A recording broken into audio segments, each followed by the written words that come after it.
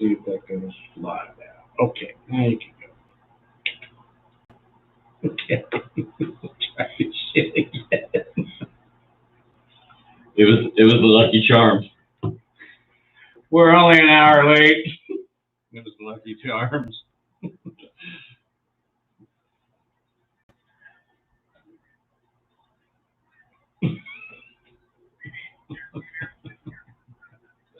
Yeah, that would be nice, wouldn't it? Well, that's okay because the entire audience left. That's okay. We'll get them back. You get them back. Yeah. Okay, so welcome back, Volume 11, St. Patrick's Day issue.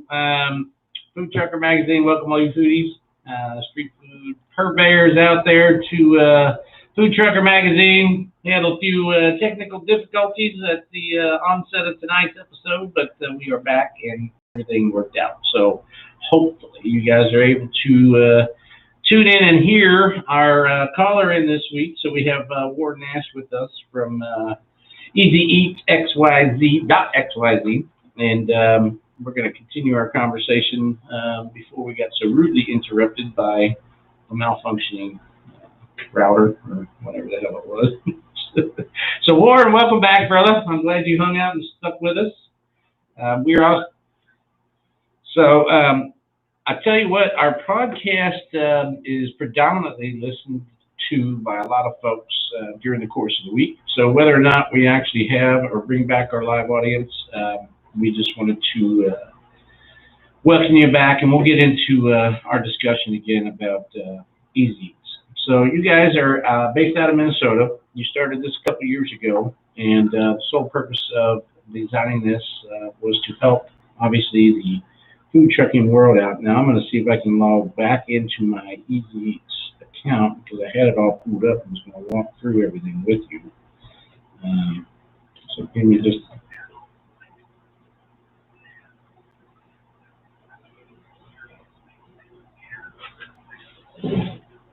Yep. Checking in.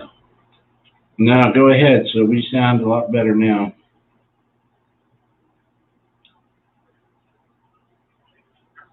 Yeah, go ahead. Sorry.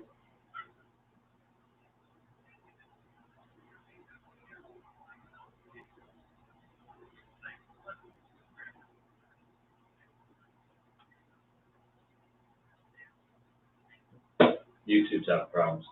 Someone stop. Just putting back up to the iPad with the microphone. Right. I mean, that's everybody was hearing you before, so we're just going to have to run this through the technical this week and just figure out what's causing the issue. I don't know what it is. We're going to put you back up to the speakerphone where everybody was able to hear you earlier. Yeah, that's good.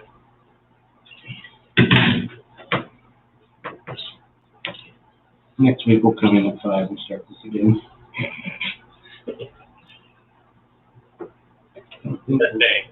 Testing. All right, I think we're good now. So Trevor, I think Trevor's in the chat room. You can hear him now.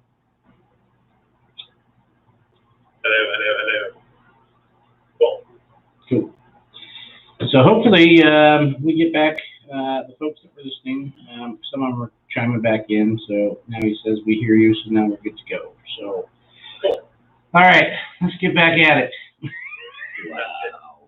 I'm going to have to feel that really good by the time we're done. This is great. Good practice. My name is Warren Nash. I'm a co-founder. We're a software development firm based out of Minnesota that got together a little while ago, myself and a couple of programmer buddies of mine. We wanted to build, we love the food trucks around here. We wanted to build a point of sale system, an online ordering system that really helps them increase sales as well as their production efficiency. And we do that by focusing all of the various sales channels kind of around the kitchen management system or screen or whatever you want to call it. Basically an org that handles all of your sales, whether it's your window sales, your online sales, your pre-orders for an event coming up next week, whatever, or even in the future here, food truck managed delivery And we did this with cost efficiency in mind, trying to make sure that all of the systems and hardware and stuff that are used are cheap off-the-shelf parts, or basically you could just reuse hardware that you have. Everything, nothing's proprietary. We're just an app you download on your tablet, or on a tablet, an Android tablet for your point of sale, and then the kitchen management stuff is run on a web browser. So basically anything that runs a web browser, like an old tablet, a laptop, whatever, can manage that as well. So when you say the software is not, I mean, most people have to run, I guess, the software on a certain type of tablet, or Yep. But yours can basically integrate. I mean, you recommend a touchscreen. Is that not the case? Correct, yes. So we have some recommended hardware on our website. So we say, hey, this stuff is great. It works well. It's a good user experience.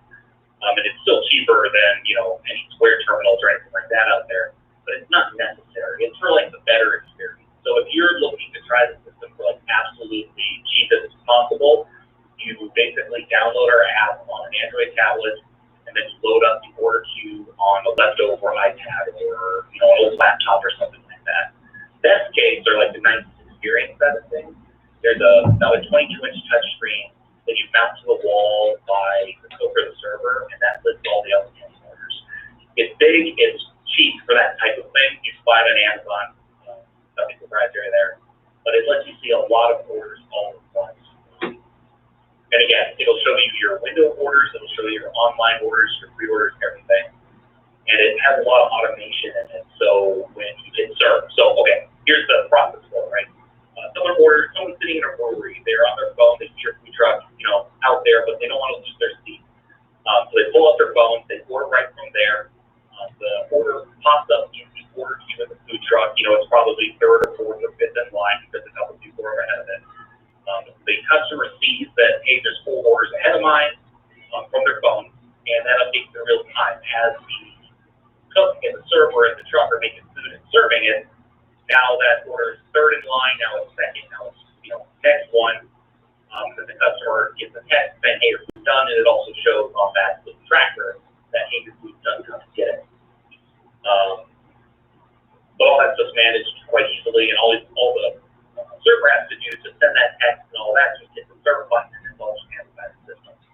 So if it's up on, so all the orders come in. If you're on a touch screen, it essentially works just like any kitchen scenario, as far as the actual teleprompting board that feeds your orders down in order in which they came in, so you don't have to utilize the print. Now, if I'm a customer standing at the window and I'm taking an order and I have an online order coming in simultaneously, I'm assuming the online order populates the screen prior to the cashier entering the information for the window.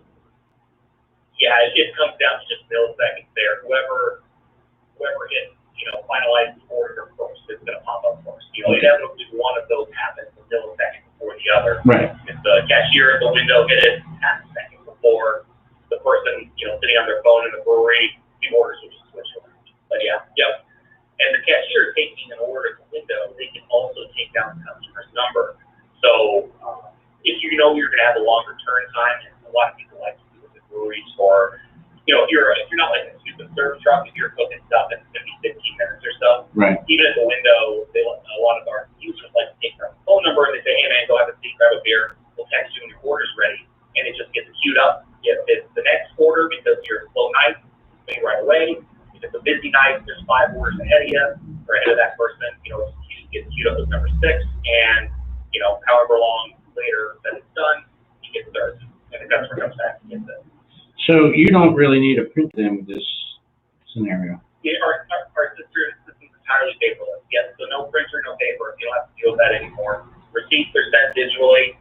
Communication is all electronic. So there's texting back and forth between the customer, as well as for the online orders, there's that tracker. The tracker is great because it helps solve a problem of, okay, say you're backed up. Like you're slammed. You're at a brewery, you're 40-minute turn time, something terrible like that, right? And right. The customer orders online,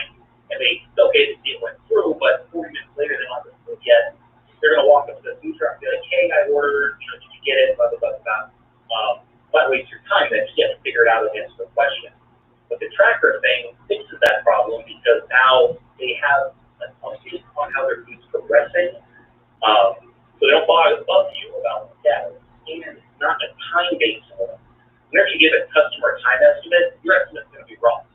If it's faster than estimated, That's very true. That's always true.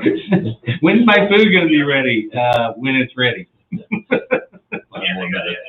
that's always right. You know what I mean? So that works really well at providing information to a customer to keep them satiated, but not giving them too much, if that makes any sense. Absolutely. So the other aspects of this this software program that you've created, obviously you can set the truck information up very similar to what you do on some of the other apps. You create your menu, you upload your logo. Let's get into the online payment scenario. So obviously you can connect this to Square or to your Clover or to whatever POS system you're utilizing. Well, there is no other POS per se. Like, you can use our system. I do have a couple customers that only use online ordering, and if you want to, you're more than welcome to. We'd love to support you any way you can. Theoretically, with our main users, they're using it entirely. So you don't need Square at the window. You don't need Square at Clover or whatever, because the system handles your window orders just like it handles your online or your pre-orders or whatever. So you're kind of operating as an independent system, is what you're saying. You're operating without the need of a Square system, without the need of a Clover system, without the need of a POS system. You are a POS. Yes, we are a POS. Yes. I was trying to make the comparison because it's not instantly obvious. We're more comparable to like a Square or a Clover than we are to like Foodtruck Hub because we handle like all of the stuff. We're not as big as Clover or Square, of course. We're a small business just like all of you guys. Right. But we're much closer to that because the system can handle all of it. And it generally is cheaper and easy to use. So, I mean, a lot of the systems are easy to use, but it's, very good price point. Let's get into the price point because obviously that's the biggest issue with a lot of food truckers out there is they just want to skip to the bottom line and find out, okay, how are you making money? What's the price on it? What do I have to pay? I mean, they've all been approached by, multiple food truck apps and everybody's got their thing. And then at the end, there's a, oh, here it is. So. Exactly. All our pricing is very transparent. It's on our website. Happy to tell you, verbatim what it is. Everything's flat rate. There's no upsells or extra features. So, like, everything that I talked about is all included in the price, and we do a basic per transaction. Most trucks use like a basic per transaction fee, so 0.95%. So on a $20 order, you're paying me 19 cents plus the credit card processing. So you're not paying me the credit card processing, but plus that. We recommend a company that runs in the back of our system that handles the credit card processing. It's called SumUp. They're a little cheaper than Square on just the credit card processing fees alone. So the numbers are on there, but they're about 10 cents less than Square for window orders, about 15 cents less than Square for online orders. All that is the back end payment stuff. You're only interfacing with our system. So right. So our app, Square is typically what, 2.65 plus 10 cents at the window, 2.9. 2.6 plus 10 cents at the window, excuse me. 2.9 plus 30 for online, I believe, base. And then if you're using Square for online, my understanding is that there's upsells for if you want a website, if you want it certain ways, and then if you want certain features. I don't quote me perfectly on that. You guys might know better than I because you use it actively and it changes all the time. But that's my understanding. All right, give me just a second here. I'm doing some math on my phone. So, all right, so I'm a food trucker. I have a $20 order come in.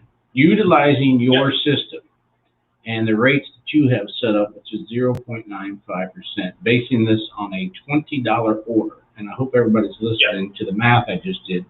Maybe you guys can correct me if I'm wrong, but let's just say we're at 2.6 with Square's processing fee, the 10 cents extra.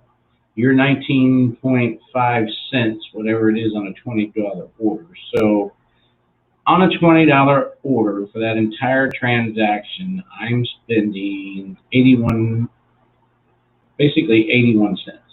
We'll say 82 cents for that whole entire transaction of a $20 order. So that is That sounds about right. Less than 5%.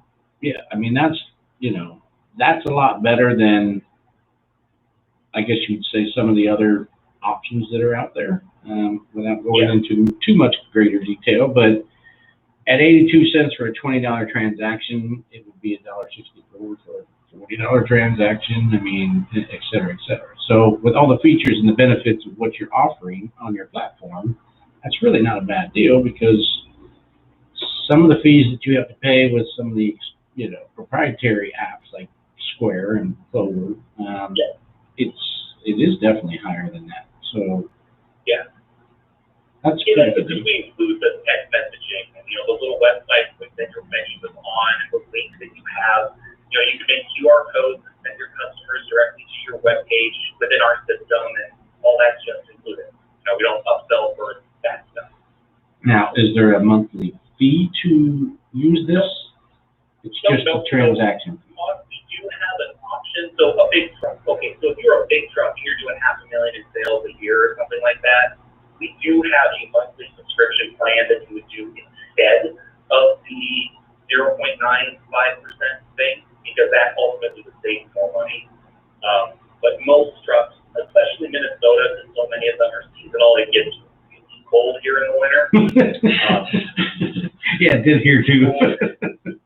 Not as cold as like 3 weeks ago, it was -20, and then like last week it was 60, like 80 degrees swing in like 2 weeks. It was crazy. Yeah. Anyway, but for the bigger trucks, we have a flat like $100 a month plan. It does have an annual contract, but for bigger trucks, that's a big savings, because then it's even less. Right. If you're doing,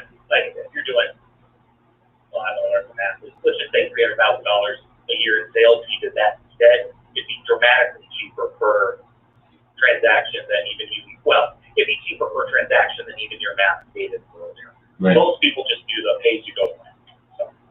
So looking at this, it also connects to your social media. So this option of posting to your Facebook whenever you open the truck. Here's something that I have a big, I want to say, complaint about our food trucking community. Let's hear it. They cannot seem to turn an app on when they arrive to a location. So the one feature about Street Food Finder that everybody enjoys is that it doesn't matter if they're at that location or not, it automatically populates their social media stating that they are at that location without them having to turn on anything on any app. And for me, as a food truck owner and operator, I have on my phone 6 different applications. And this is what we were going to get into as a conversation, after you and I talk about your app, and that is creating the sales funnel. So for me, six different apps on my phone obviously creates a sales funnel, because I don't know, as a food truck owner, what app the consumer has on their phone.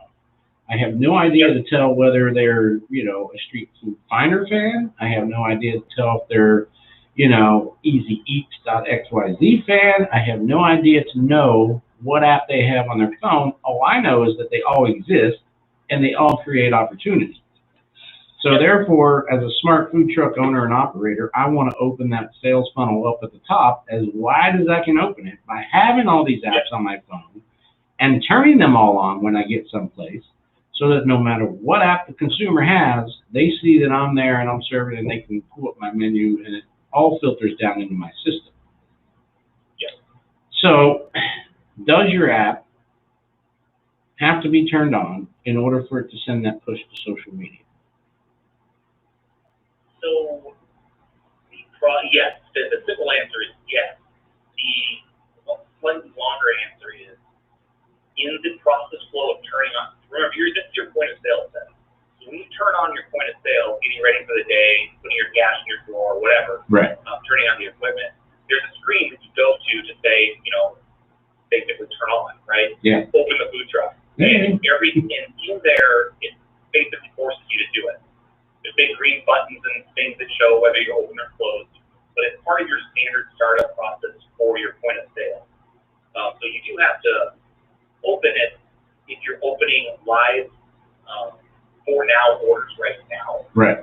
However, if you're doing order ahead stuff, so say you have an event, grandma's 90th birthday party next Tuesday, and you created an event, customers can go to that link at any time and pre-order at any time. You don't have to be open for that. So a lot of food trucks use that to queue up orders before they can go. Some even use it during, because you can technically leave your truck closed, but customers can still order for the event as it's going on if you have it set up that way. So how do these folks? No, I mean, it makes sense to me because I get it.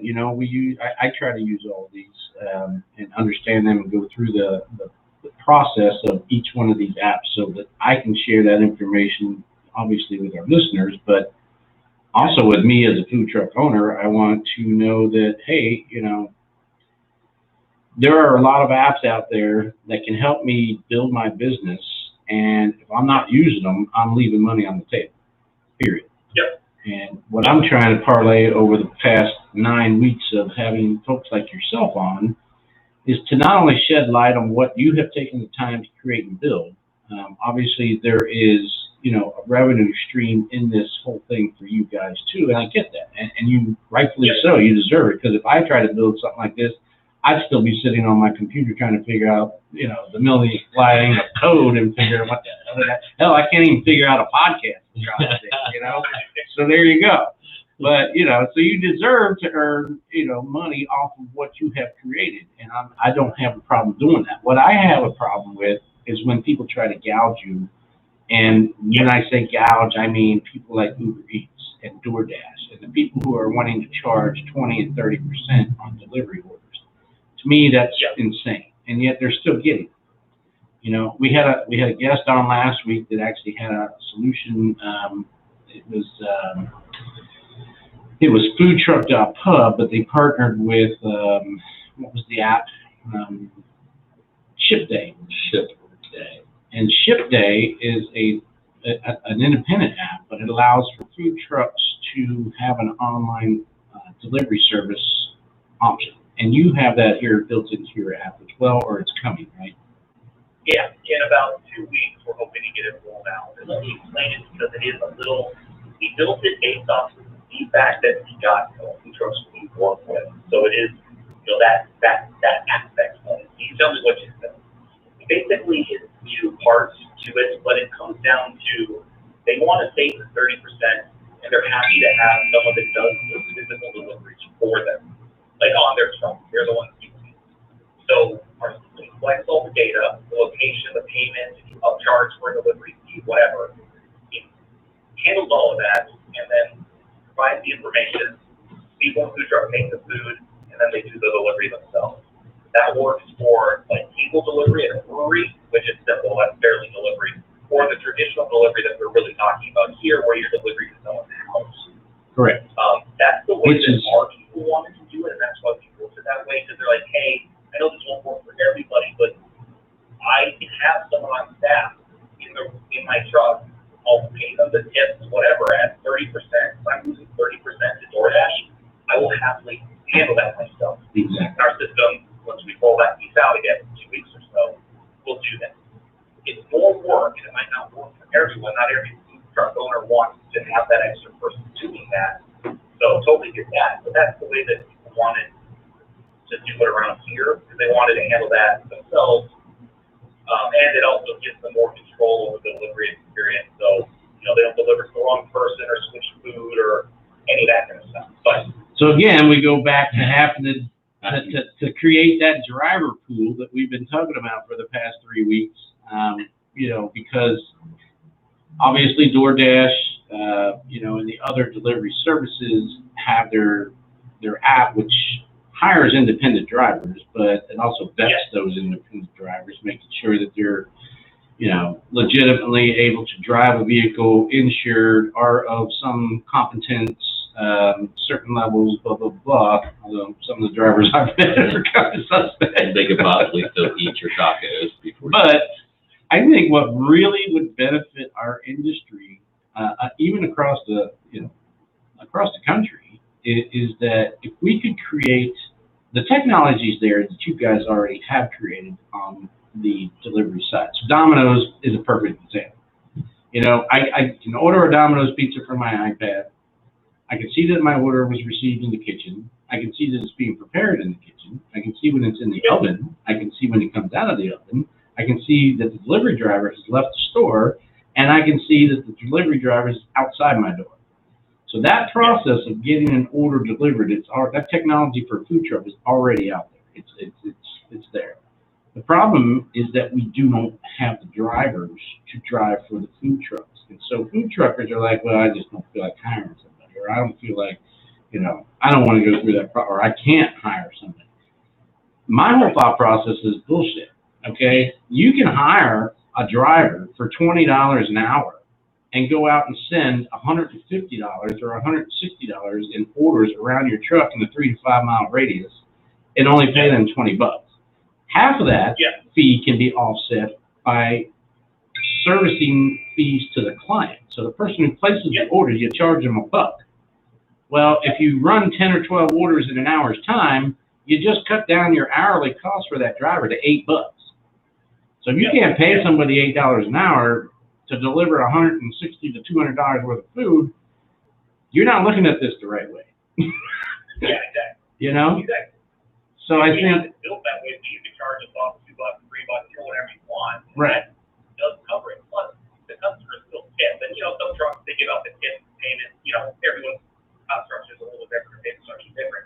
But you still get the tip, too. exactly. And not paying 30% on $160 is, what, $45-ish, $50, something like that. Yeah, that's a lot. Yeah, it is. And so, you know, if you could have your own driver pool set up scenario, you could actually share that driver amongst multiple trucks who are operating in the same region or the same area. Yep. And you could get your food delivered out. I mean, for, you know, a few bucks an hour is all you're going to end up paying to have a delivery driver deliver your food. Now, it's kind of an oxymoron that you are a food truck on wheels and you have to hire somebody to deliver your food. I get that whole thing, you know, and it's kind of funny. Yeah. But we all know that, you know, a 28-foot, you know, diesel truck can't roll down the neighborhood cul-de-sac and drop off the truck, you know? Yeah. So we understand that the... It's not a good idea. Yeah. No. So I get it, and I see how it needs to go. I just think we need to find a way of creating that driver pool.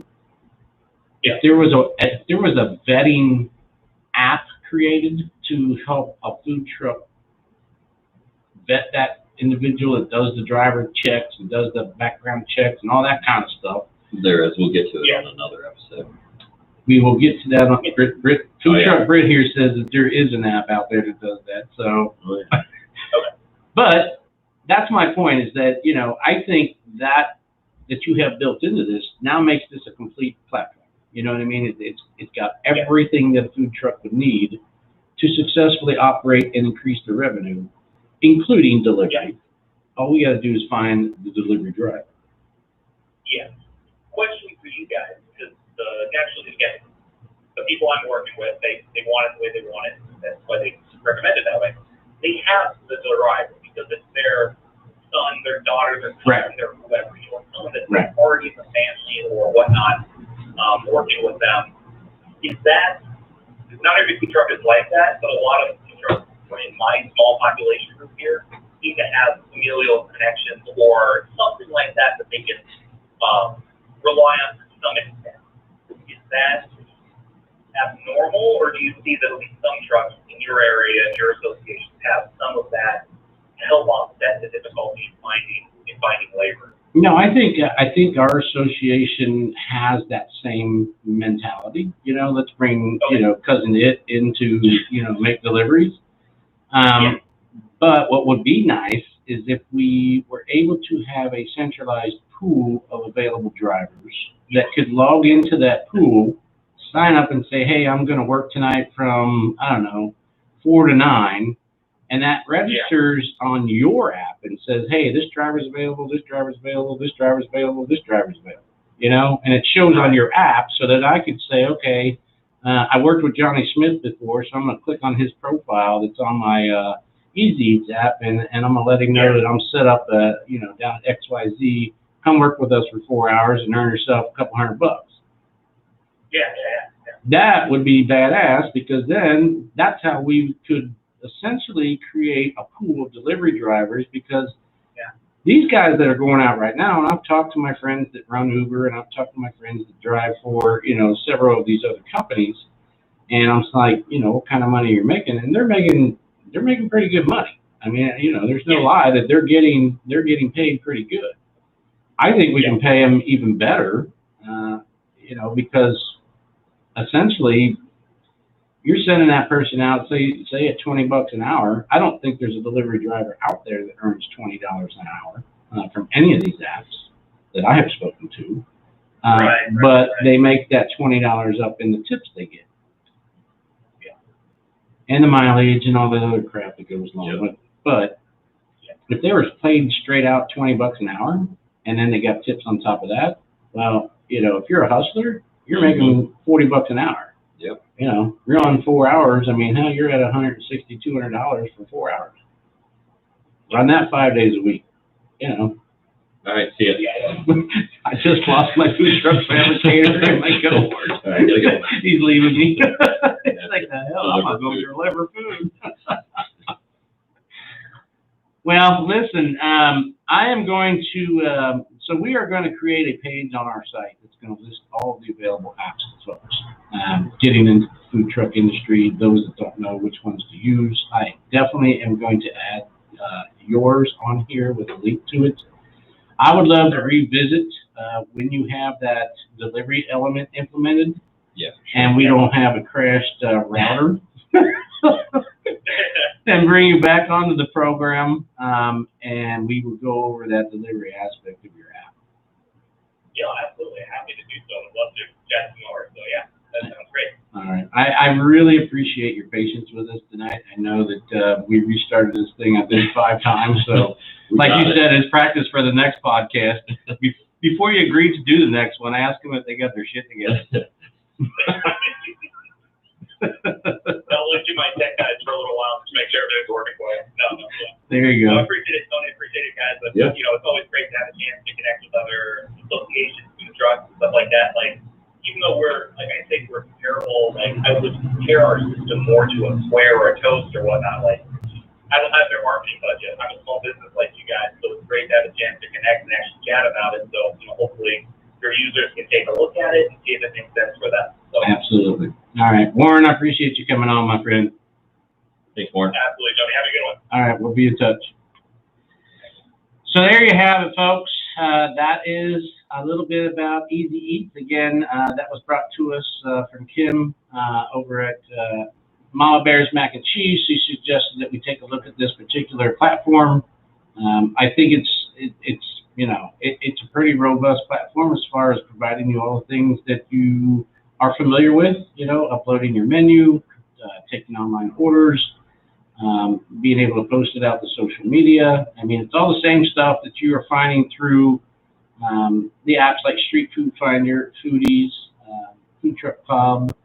I kind of like the fees, discounts, and coupons scenario. I like the retention.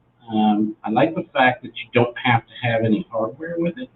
Yeah, that's super cool. Yeah. So, I mean, I don't have to go out and buy an $800, you know, Square POS system. I like the fact that it's a touch screen menu, so my orders are all right there on my screen as they come in, and I can see them, and then I can just swipe them off. So what did he say? Just give it a touch screen, right? Yeah. I mean, you can get a touch screen. You can use an iPad, you know, pretty much anything. Now, the one thing that I do know about this is that it does have to be connected, obviously, to the internet. So you either have to use a Wi-Fi hotspot off your phone, or you know, you have to have access to somebody's Wi-Fi to log into it. So yeah, maybe we should have been using a hotspot. Yeah, we probably should. We probably would have worked better than anything around over there. So. Anyways, we want to bring on our friend Amanda. Amanda, if you have a second, you can call in 513-480-2290. Give us a call right now. I think we got the audio issue working properly. So We've got it rigged up over here. We've got it rigged up so that at least people can hear. So it's fabricated. There she is. All right. Hey, Amanda, what's up, girl? Hi. Hi. What's going on with you? I'm just trying to get ready to get going. I'm excited. So last time you and I had a chat, we were at Crooked Tree up in Dayton, and I think you just announced that you were pregnant. I did, actually. And my son is 14 months old. He's actually downstairs screaming because he's starving to death. Thank God I have help. So it's probably my fault because he has to go eat and you got to go feed him, and we had a major malfunction here in the studio tonight. And so No, he'll get over it. At least he won't remember it. Well, I apologize for us being late for getting you on, but yeah.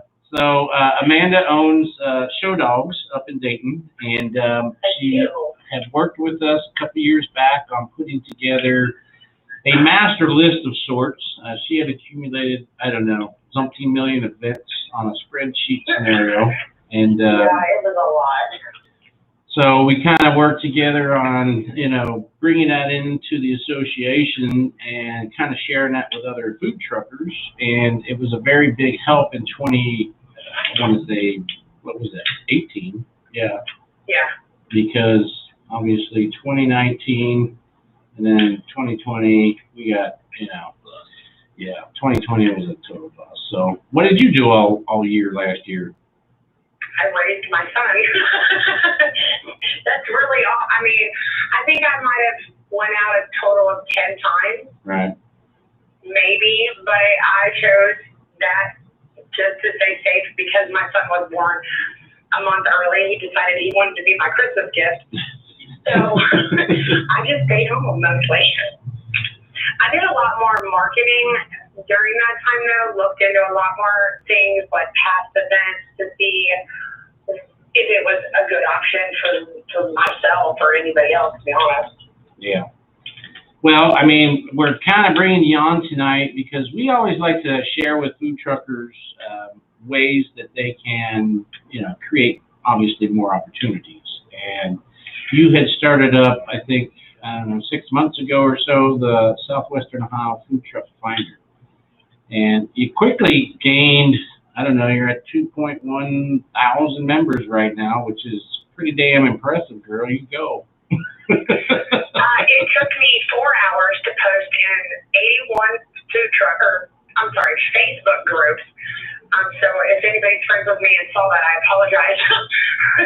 But most of the people who are in there already know, and a lot of the food truckers obviously are in there now. We have gained an immense amount of not just people, but trucks themselves. And I don't quote me, but almost every day we have some kind of new lead.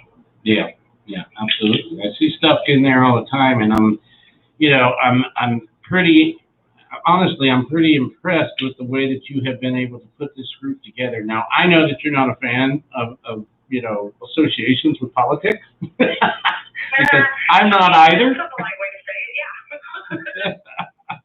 I'm not one of those that likes to play politics either. I mean, we just kind of, try and do what we can to try and help everybody out and make sure everybody's out on the street making money.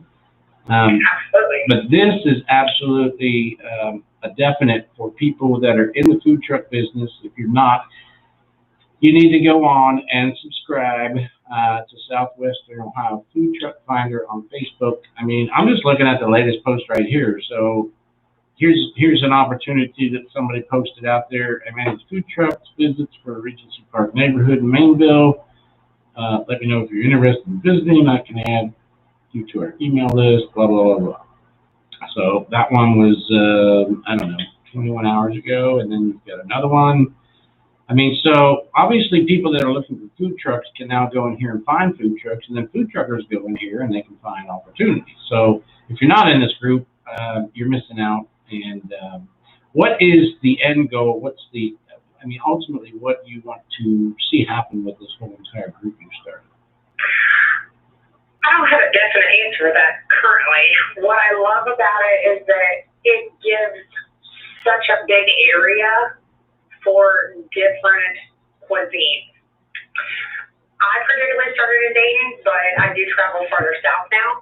That this helps me get my name out there to everybody else, but it also helps everybody else to get their name out there. It also helps with these smaller communities or not big events, especially because of last year. You know, we see a lot of homeowners associations doing food trucks now, which is, I think, is incredibly awesome. So I love to see those guys come in here and post stuff so that we can go out to different neighborhoods. It's all about marketing in general, getting your name out there. And the more people that we have, the better it's going to be. I'll tell you the truth, I stumbled upon another group exactly like this, and I joined it, and then I realized that I wasn't going to do any gigs in Toledo. That's too far to drive for me. Yeah, that's quite a haul. But I was talking to a few other food truck owners, and I said, why don't we have this yet? Well, I don't know. So let's try this. And if you scroll all the way back to last year when I started it, it was just me posting everybody else's locations or menus or pictures. I would post almost anything that had to do with a food truck. And then I would talk to my friends and my family and other owners to be like, hey, get in on this. And it started, and it just progressively got better. Well, that's awesome. I mean, we started following this, I don't know when we became a member, but we started following the group a while back, and I was kind of like, cool, at least somebody else is trying to help, the food trucking world out. And I know you've always been an advocate and a supporter of food trucks, especially being, that you own the show calls unit. But it's not like she's biased. So, there's underdogs in here. There's other dog trucks in here. Absolutely. I don't have a problem with any food truck coming in as long as it's from this general area and they serve in this general area. Right. So now we've got cross-pollination between essentially northern Kentucky, greater Cincinnati, Dayton, and Columbus. If you think about the food trucking community that ranges from all that, I mean, even as far down as Lexington, Louisville. Yep. I mean, there are literally 1,000+ mobile street food vendors in that geographic region. So and growing. And growing, absolutely. So that's pretty cool. Actually, it's funny that you mentioned that because today I had somebody reach out to my personal Facebook page to ask me if she could join because she isn't in a food truck yet. She does pop-up tents. And I told her, absolutely. I believe Steak It Easy. If I say that wrong, I'm very sorry. That's how they started out. So, anybody who would be, I would love to see people who are not even food truck owners in here as well so that they can see, they can get advice, maybe, ask questions, see what everybody else is doing. That's the way I grew. I came into this, I swear, I answered an ad on Craigslist for a food truck dispatcher is how I started in the food truck business. A food truck dispatcher? Again, I can't make this up, I swear. But I fell in love with it, and I wished I would have known about this years ago. But I just want to help other people out. I'm getting leads off of it. I know everybody else is doing the same thing. I'm not mad if I'm not the one who gets a gig. I'm just glad that they're in there talking about it so that next time or if somebody else sees it, that they can say, oh, hey, I saw you comment on this, would you be interested in doing this event, blah, blah, blah. And I hope that it works out that way for everybody, not just me. Well, I think it is. I mean, obviously, you can go down and scroll through all the posts, and it's definitely working that way. So congratulations to you, and kudos on what you have built. I think it's fantastic. Anything that can help keep people working. I mean, these, you know, your investment into your unit was not, you know, cheap, and you've got to recoup that. And so some of these guys are spending upwards of, you know, $65,000, $75,000, $85,000 on a mobile unit. You know, they've got to open them floodgates, and they got to get that money coming back in as a reinvestment on their, you know, on their property. I lost $6,000 last year because of COVID, because I actually bought a new cart the weekend before Oh, shit. I flew all the way to Florida and picked up this cart and drove it back, and then they canceled the hoopla date. So whatever I can do to make business better this year, I'm for it. Hell yeah, I get you on that one. So, anyways, I just wanted to, you know, I just wanted to reach out. I mean, obviously we've known each other for a few years, and I told Mike the other day, Martin, who's a good friend of yours, I said, you know, we should probably reach out and have her come on and talk about this group, because I don't think there's a whole lot of people that actually, I mean, if you're in this region, yes, but the newbies that come onto the market, those that come in and you know, they're not aware. Half of them, you know, don't know which groups to belong to, or, you know. And some of these Facebook groups, I mean, it's getting to the point anymore where it's just insanely stupid. So, I mean, you can ask a legitimate question as a newcomer to the food industry, and you get like lambasted, man. You get like, you know, everybody just jumps your shit because you didn't know a simple answer. And it's like, you know, back off. I mean, this person's brand new. They don't, you know, they've never been down this road before. I definitely understand that being a female in this business is, in my opinion, maybe a little bit harder. And for me, being a smaller truck in general, it's even harder at that. But I did want to mention that we actually had some stickers printed so that we can, I know I have one on my vehicle. I think that I have it, Mama's Voice has it. There's a few people now that have this a sticker to put on their truck showing that this food truck group. And anybody can buy one. It's not for just food truck owners. I have one on my personal vehicles as well. Just to let people know about it. Well, I mean, that obviously would probably help offset all the time and effort you're putting into this too. You know, I mean, there's got to be some kind of monetary compensation to you for creating all these lead opportunities. I mean, let's just face it, you know, you've done a great job. You now have, you know, 2,000 plus people who are utilizing this resource. And to ask somebody to spend $1 or $2 on a sticker to put on your vehicle is not out of question. You know, I think it actually should be something that people should do, especially if they gain. I mean, if they get one catering job out of this and it pays them, you know, $700 or $800 as a gig, I mean, how much are $1 I'm charging you for a sticker. Absolutely. For what I initially put into it. This isn't something right now that I'm trying to make a profit off of. I'm trying to make a profit off of my truck. Yep. No, I absolutely agree with you. People ought to submit, you know, $1. So do you have that on here on this Facebook group? Is there somewhere where you can buy a sticker on right here? Now, there's probably not a link to it, but I will work on getting one. Yeah, but I mean, I have stickers. Mike Martin has stickers, and one of the kind of ice trucks has stickers right now. well, I mean, if you want to get me stickers down here, you know, we'll buy 50 of them from you, and we'll sell them back for $1 a piece and make her $50 back. But at least it'll help promote the group. Yeah, we'll slap them on new trucks too. Yeah, we'll put them on new trucks we build. Stickers by any means, they're 4 by 4 inches, I think. So they're relatively small. They won't get in your way of anything. You know, I don't have a big enough unit to put anything huge on, so I had to find something small enough but big enough that you can see it. Okay. Well, we are all about helping each other out, and so if that's something we can do to, you know, help you grow this and continue doing what you're doing, we'd be more than happy to do. Awesome. All right, well, we're going to get off of here. I got a few things I want to talk about as far as the sales funnel. Stay on our YouTube. So hopefully, maybe you can help us out with this since you are so gung-ho. And I know you are because we've worked together in the past. But here's the deal, and I'm just going to say this again. For 9 weeks, we've been doing it. 9 weeks. And each week we bring on a different guest and we talk about different things. And it's supposed to help out the food trucking community. Tune into this, give it a listen.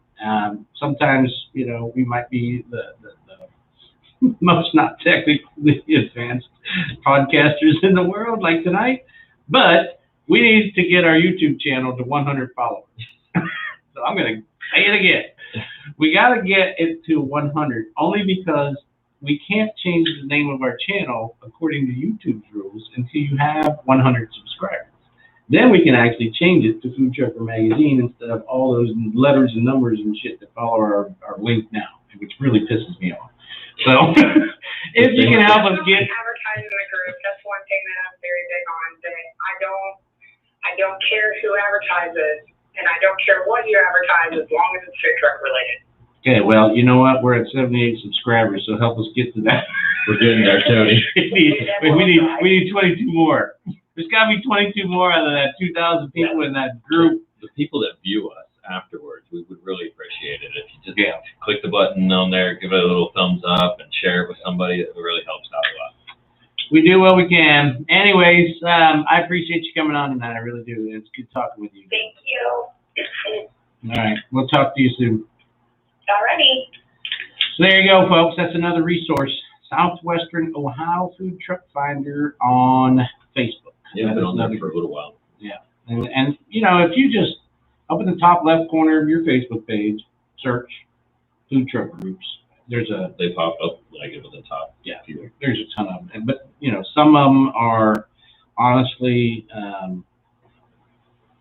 don't know. I'm going to type this in here because I know there's a couple of them that I know by heart that are not so good. Well, we're going to go over them. Well, not really go over them, but. We're going to call them out? Yeah. I mean, what is the other one? Food Truck and Trailer Life, I think. Something like that. I think that is, let me see if that's the one I'm thinking about. But you type stuff in there, and especially if it's an ad for a trailer. Mm-hmm. And I get it that that's what the group is about. But as soon as you type in, hey, I'm looking for a trailer in the Midwest, and I need it to be in such and such a price range. Bam! It doesn't take 30 seconds, dude, and there's like 50 posts from Mexico on there, and it's crazy. I'm like, are you kidding me? Do you not understand? Can you not read that? I mean, most people are typing that ad in English. I think if they typed it in, Mexican, then it would probably, that. Well, I think if they typed it in Spanish, then it would probably parlay better and you wouldn't see so many posts. But it's crazy. I mean, I could put one in there right now and you could watch it. It would just literally be a second. It would say, bam. And I don't care. But if they were compliant, if they were compliant units to Ohio, Kentucky, and Indiana, I'd be like, hey, 17 grand for a 16-foot trailer? Look, they're not even all over it. They're not even passing in like Southern California and Texas. I know. So all of those folks that are out there that see those, you'll immediately see all the American folks will put in there, hey, you might want to. Anyways, see Mike. So. Yeah. And we appreciate Mike. Oh, yeah. We do. Oh, yeah, we do. But we got about 15 minutes left. So here's the deal. I want to go over the sales funnel thing with you guys again. And I know that it's a daunting task, okay? I get it. Because every time that you install, download, and put a new app on your phone, you have to go in and you have to do the work to set up that particular app. So it integrates into, most of them, integrate into your POS system. So if you've already got Square running and your tablet's set up, you've got all your items in your POS system already, images and pricing and categorized and, entrees, appetizers, sides, blah, blah, blah, blah, blah. Most of these apps will pull that data off of your Square once you connect it and upload it into their platform so that you don't have to do a whole lot of stuff creating your menu on their platform. You just got to go in and tweak some things. And so that process, for the typical app it's about 2 hours. I mean, honestly, by the time you go through all the bells and whistles that are available on all these different apps, it's about 2 hours to set it up. But if I told you, hey, if you would spend 2 hours with me, I would like to spend $10,000 with you over the course of 12 months. Would you do that? Yeah. Sure, sounds good. Fun. So, $10,000. let's just say that each one of these apps helps increase your sales over the period of your operating season, which is typically 7 to 8 months for most of them, $1,000 a month, which is very low. So you're making $8,000 a month. Now, let's just say that there are 5 to 6 top apps out there, which there are right now. And again, this is the problem with the whole, I want to say, the whole food truck app scenario is that there are all these guys, and I'm going to tell you straight out how they're all making money because we've interviewed them over the past 9 weeks, and it's the same thing. They're either doing a upcharge on their app for premium services, premium features, if you will, where you're paying a $15 to $25 to $30 monthly membership fee. Those apps, I'm not too keen on saying, that's something that I would recommend because there's other ones out there that have a lot of the same features, which are free. So the top 5 that are free right now, and the way they make their money is off of the transaction fees. So they're either charging the consumer $1 to utilize the services that you're using, and you don't even, that never comes out of your bank account. That never comes out of your till. It never comes out of you. It's just charged to the consumer by the app. So if the app charges the consumer $1, so be it. It could be the transaction percentage. So whatever that is. For example, Easy Eats, 0.95%. For these guys, it's not about the amount. It can be $1. But when you multiply that by a mass audience and a mass transaction scenario, where all of a sudden now I have 5,000 trucks in the state of Ohio using my app, and then I have 5,000 in this state, and 5,000 in that state, and there's 50 states. Well, now I've got 250,000 food trucks using my app, and I'm getting $1 each time a transaction is done. Do the math. That's a couple $1 million off of $1 transaction. All right. So the big picture is that you can get all these apps for yourself as a food truck owner and operator. Put these things on your phone and create your sales funnel. And your sales funnel should be this damn big at the top. You need bigger. So any kind of source of revenue that you can generate, whether it's utilizing a popular Facebook group such as Southwestern Ohio Food Truck Finder, whether it's joining an association such as Queen City or even CFTA or Columbus or Dayton or whatever, you have to open that sales funnel up at the top as wide as you can get it. So if it takes 2 hours to set up an app, set 5 or 6 of them up on your phone, because what happens is all those leads come in at the top and they filter down to one point, ladies and gentlemen, and that's your POS system. Ding, order, ding, ding, order, ding, ding, ding. So order. If you're sitting there twiddling your thumbs at a brewery and you're thinking, oh my God, people aren't eating, there's nobody here, it's dead as shit. Wish I had a new Guess truck. what? If you opened up that funnel and you let the neighborhood know that you're there, all of a sudden you're ding, ding, ding, ding, ding, pick up, pick up, pick up, pick up, pick up. Ladies and gentlemen, you just increased your sales volume tenfold as opposed to doing absolutely nothing about integrating these apps. So if you don't know how to use them, learn how to use them. All of them have help on their apps. Every single one of them has a help in it. For example, I clicked on Easy Eats. Oh, look at that. There's video. I mean, if you don't know how to do it, just ask a teenager and they'll show you how to do it. Yeah, it's fine. So there you go. So here is a featured video from right on the Easy Eats platform, integrated. It's going to show me how to utilize Foodtrucker. So I clicked on the video, and This is where you will find 95% of the answers you need to find to anything. Anything in the world On the internet can be found on YouTube. Except for how to start a podcast. Except for our podcast. Yeah, that's it. So there you go. So anyways, if you need to utilize any of the help menus in any of these apps, they all have this support built internally. If you're not doing that, if you're not doing your homework, you're not integrating into your daily routine, these apps, turning them on, taking that extra step to slide their button on, whatever the hell you got to do to let people know you exist, then you can't complain when you're not making as much money as some trucks do. And they are using this technology. And they are the ones that are out there that are buying a second truck, adding a bigger unit. Banging out orders. Yeah, they're making money, folks, and this is how you do it. So can't say that we haven't guided you down that path to show you how to do it. Now, we, as an association, if you are a member, will take the time for anybody in our association that wants to sit down and learn how to use any particular app. It doesn't have to be, we will show you how to use each and every one of these if you want that one-on-one instruction. And so we will take the time to help you successfully set one of these up. And if you want to do all 5 of them, well, we might have to charge you. But, but we will help you get integrated into technology if that is not your strong point. Same as social media, again. Class is coming up too. Yes, we do. So April 19th, we're going to do a web design class. But we also are going to be doing another